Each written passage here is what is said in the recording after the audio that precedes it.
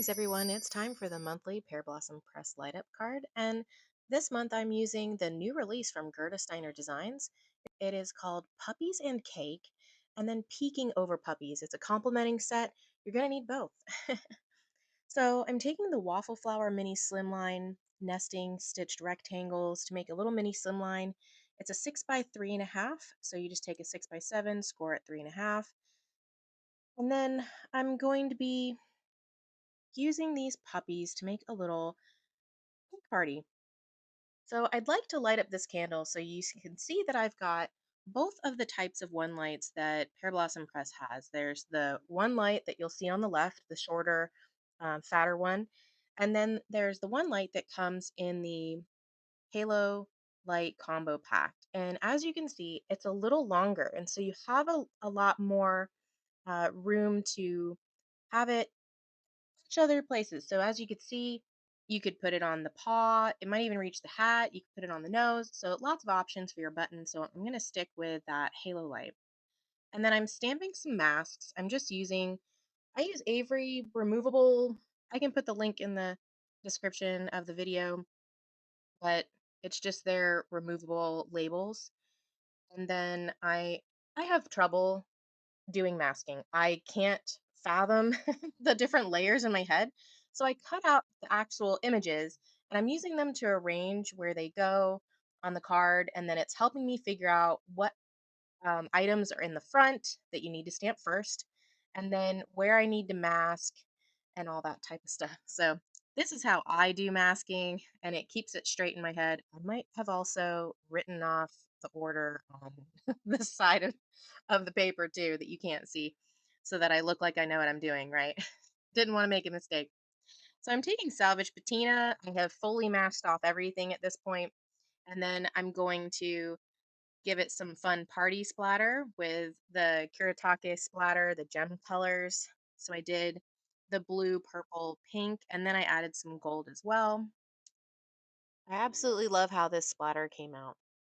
So I'm removing those masks and voila.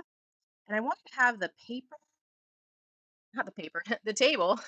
So I took a long um, T-square and just used that to draw the table underneath their paws. Perfect. And now I'm going to take the Olo markers that I have and I'm going for a chocolate cake.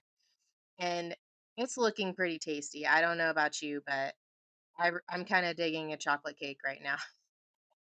And then I'm thinking this puppy on the left, I'm kind of going for golden retriever colors is the colors I picked out. He kind of looks like a labradoodle maybe to me. So that's what I'm going with. And then I decided also that I'm going to go with some natural browns and grays for the dogs and the cake. Then I wanted a pop of color that kind of goes with the party theme in the background. So my pop of color is going to be purple. I'm using some glitter pen to brighten up those dots on the party hat and also the little collar heart.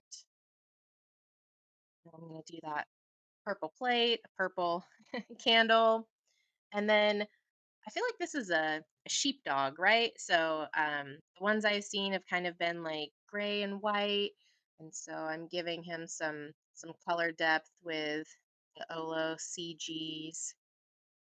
Really like how his tongue sticks out. Super cute. And you can't see the eyes, so you just know he's still smiling though. Such a cute pup. And I'm adding in some of those fluffy details back in. Got a bright pink tongue sticking out. And then I'm going to color the table a little bit to give it some dimension and some feel. Use that zero to kind of lighten it up and then darken the edges again. And then this is the Pear Blossom Press stamp and die set. And it comes with these there's a few different options, little dies to cut out your candles. And I picked the smallest one, and then now I'm going to try to put the sentiment on before I forget, because I do this every time. And don't forget to cut your sentiments. And since it wasn't one solid piece, I put that piece of acetate. I can put the link to it. You can use any acetate, but that one actually has a grid. It comes from Simon Says Stamp. It's pretty nice to use. And so you can kind of check before you put it on your perfectly colored image. And so I embossed that with the clear embossing powder from Wow. And then I am putting the press here button on his paw because that's going to work out perfect. Super excited to have that as where that could lay out. And then I'm using the Pear Blossom Press vellum, putting that behind this light because I'm going to put the little a flame gem on top. And so it's nice to have that for the light to come through looks yellow, but then also it gives it something to glue to if it kind of goes through the hole a little bit. The vellum, it'll let it glue to the vellum.